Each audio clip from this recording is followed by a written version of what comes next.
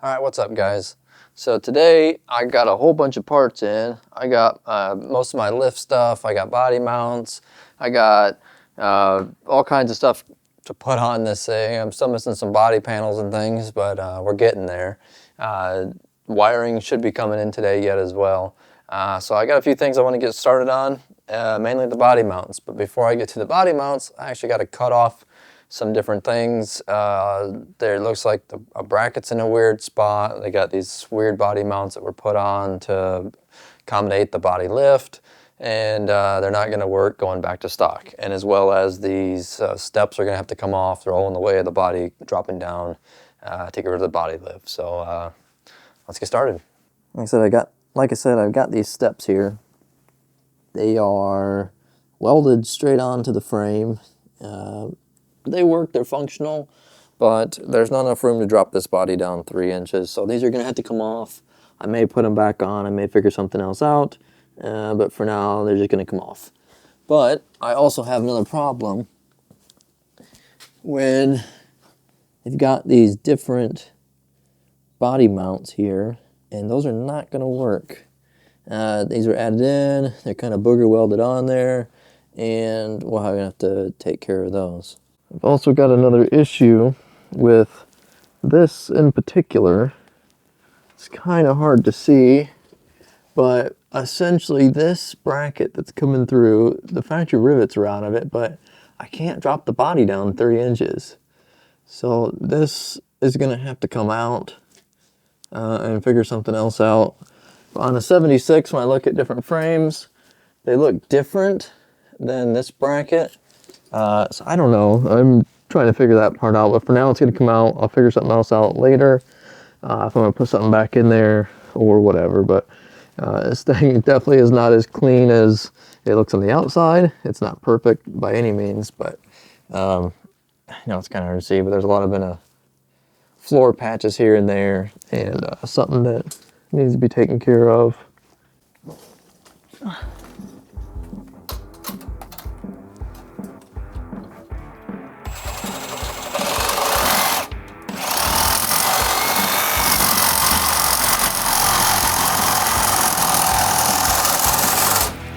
Oh, brick ball, Cyrus. Safety first, kids.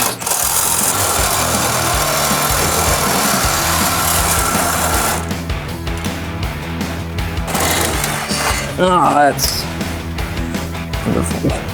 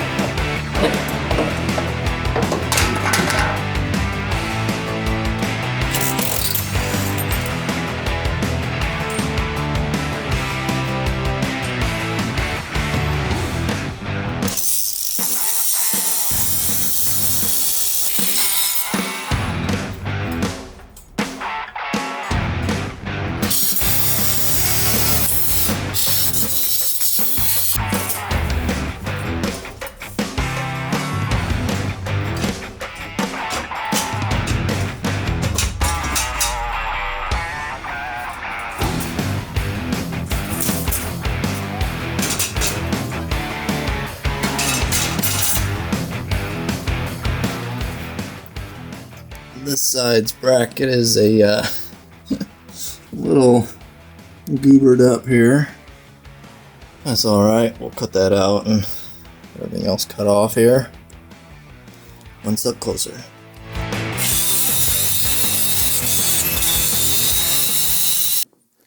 So where I left you guys, I was cutting off some brackets, and in the midst of cutting off the brackets and taking the body lift off, I ended up finding a few issues I did not expect to find with this. So this is a 1976 Blazer, and at least that's what I thought. So the VIN and everything comes back to 1976. Everything so far in the frame I've been dealing with is 1976. But when I went to go drop the body down after cutting off some brackets and taking some of the body lift out on this side, I'm going to go set the body down, and I see that it hits the frame before the body mounts are close with the new body mounts that I bought. And so that led me in a couple of hours of research to find out that in '78 they changed the body. Basically they added more foot room in the back for the rear passengers, and where the floor would drop was further back, and so that's what I was hitting on, is that further back portion. So I concluded that the body is a 78 to 80. It is not actually a 76 Blazer. It's more of a 78 to 80. And even though the door VIN tag says 76, someone must have done a body swap, got a new VIN for it, because it actually is certified by the state of West Virginia. So which is a little unfortunate to see that. But, you know, a few other things with that. The carpet I had ordered just arrived today, and it's not going to work because it's carpet for 76. So the 78 is different. Got a hold of the carpet company. It's Factory Interiors. They're out of Missouri. Worked with them before on my Fairmont that I built. I had carpet. I was very happy with it. So I went back to them for the carpet for this. And they're sending me new carpet. I gotta send this one back. So we'll get that all figured out. No other charges or anything like that. They're pretty cool to work with. So I recommend them. So far with the quality I've had from them, pretty good. But a little disappointing, but we're working through it. So basically what I was trying to figure out is it had a a little over 4-inch body lift on it. And that's why, is to make everything work. And not only that, but the 78 to 80 had outriggers in the third spot behind the rear door, or the door. And on the 77 and earlier, they had an inboard underneath. So what I was considering doing, these are the ones in the very front, the frame horns, and these ones are the ones in the back. So I tested with these, they're about 3 inches. I was going to lower the body down about 1 inch from where it was to be able to clear everything, and then it gives me enough clearance to work with that. But I think for now what I'm going to do is I'm going to leave the full, it's like 4¼ inch body lift, which I don't like, but I'm going to live with it for now until I decide later if it can't get out of the garage as well as I think it's going to be. I may take 1.5 inches or so out of the body lift. So doing that will give me the clearance that I need to get out of the garage, only being a 7-foot garage door. And we'll get rid of some of the body lift, not all of it, because unfortunately I won't be able to get rid of all the body lift. So that's where I'm at. So now I'm going to put all new bushings in with the old body lift, the 4-inch, and just go from there. And then the next thing I think will be starting on the lift. So I'm pretty excited about that. So let's get started. All right. So I've got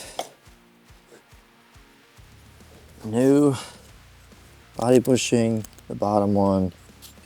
The original bully took out the spacer and the washer that goes in. So this is the original washer. I'm gonna put a little bit of grease on this just to make it go in a little bit easier. Not seize up on me eventually. Pop this in there. Let's get on the top. That. Put my spacer in here.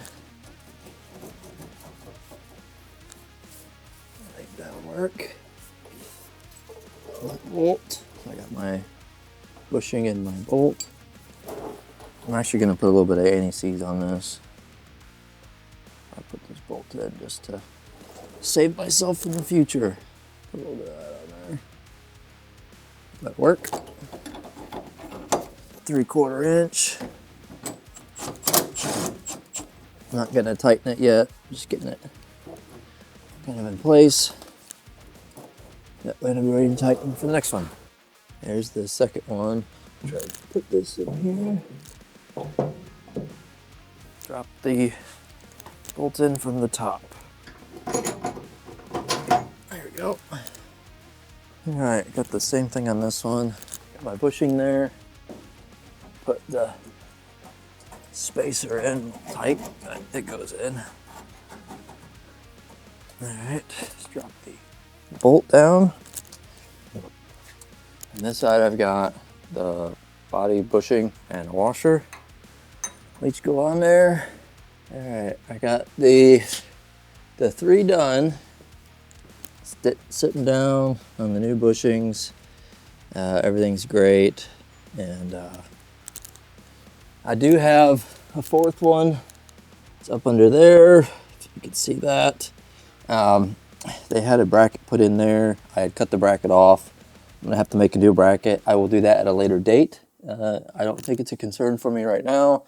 I need to adjust these a little bit just to make them a little bit more straight and whatnot, but I'll do the same to the other side, and that's it. The body lift will be done, and after that, I can start other things. Well, it's a new day.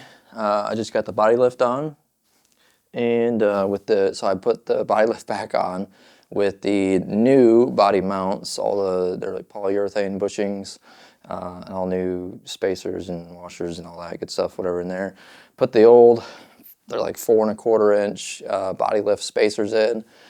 More than I wanted to do. It's gonna be pretty tall. Right now it measures 81 inches to the top, and so it's pretty tall, and I'm getting ready to add the lift now. So in the next video, you'll see me going and doing the lift. I'm gonna start with the rear and then work my way to the front and go from there.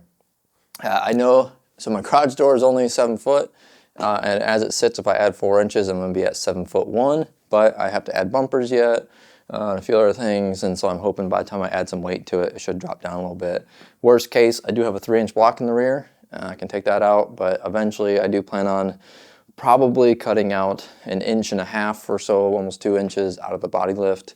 I just wanted to kind of get it done for now. The body lift is something I can knock out pretty simple. So as for now, that's where we're going. I'll see you in the next one. So I want to share a little bit about me and another reason for starting this channel. I work for a mission. Hippo Valley Christian Mission is who I work for. We're based out of Kentucky, and basically, I got involved with this mission because God called me to do something with my life that was meaningful. I used to have a construction business, and it was semi-successful. We had lots of work, and I was able to do that for about 3 years until God really laid on my heart to do something better. And I decided to quit construction and go into ministry and whatever that looked like. And so after a series of events at a camp, got to spend some time and really doing a lot of thinking. Came to my wife and I said, I think I'm gonna go to Bible college. I'm gonna be a preacher. Whatever it looks like. But I always had a focus on missions. It's something I really wanted to do, was mission work. And a couple years later, I ended up getting a call from a guy I had met at the same camp I decided I was going to go into ministry. He gave me a call and asked me to basically be a part of the mission that was kind of the driving force behind me choosing this path. And so it was a no-brainer for me. So we packed up my family, moved down here to Kentucky from Michigan. We've been here for almost 2 years now, and I absolutely love it. But my point behind all this is the start of this channel. I consider this maybe a ministry as well, and I would love to start a four-wheeling group here in Kentucky. I'm in Grayson. For anybody Eastern Kentucky that wants to get together and ride and stuff like that, I would love to. But I would love to turn this into a ministry as well. And I know there's lots of guys that like trucks and things like that. But they might not have Jesus, and they might not have this. They might have this different idea of who Jesus is, and we always people think that Jesus is this guy who tells them you can't do lots of things, and in fact, it's the opposite. Jesus is there to save you from the things that the world tries to offer us, and it's no good. And so I want this to be kind of an outlet for me to share with people, and as well as if people have questions, reach out to me as well. You can leave comments, I'll get back with you, or however it works out. And, I just want this to be something that can glorify God through building a Blazer and going on trips or whatever it might be. We can glorify God in all different ways, and this is how I'm choosing to do it for now. I know it's not everybody's cup of tea to hear about the gospel a little bit or even hear about this message. But I do hope that if you have questions or you have been thinking about it, and don't just click away when you hear me talking about this kind of stuff, give it a chance. You might find that it's not what you thought it was, being a Christ follower. It's not as bad as it seems to the world. In fact, I've had my best days since I became a Christ follower. It's not some weird, cult type thing where you gotta perform all these rituals. It's a lifestyle, though. Something that we choose to do, and it's a way we choose to live, and do things that takes the attention off of me and puts it where it needs to be. And so, again, I hope you follow along through this, and just if you have a need, reach out, whether it's at a local church or whatever it might be. Life's too short to not have a purpose for your life. Life's too short to not live for something other than yourself. Life's too short to live without God. And so with that, I'll see you next week.